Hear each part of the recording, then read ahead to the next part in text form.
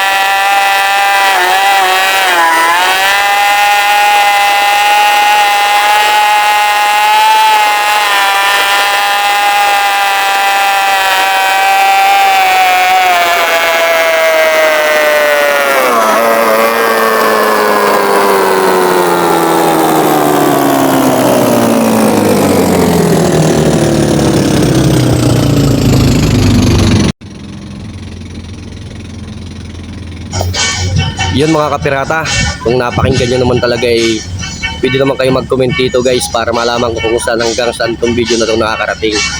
At para may ma-suggest kayo sa akin kung ano pa ba yung kulang sa bilis ng ating makina. At wag na wag nyo kakalimutang mag-subscribe sa aking Pirata TV. Yan ang aking YouTube channel. Saka share nyo na rin yung video na to guys para marami tayong mga video na mailapag sa inyong mga notification. Maraming salamat sa inyong pagsubaybay guys. Thank you.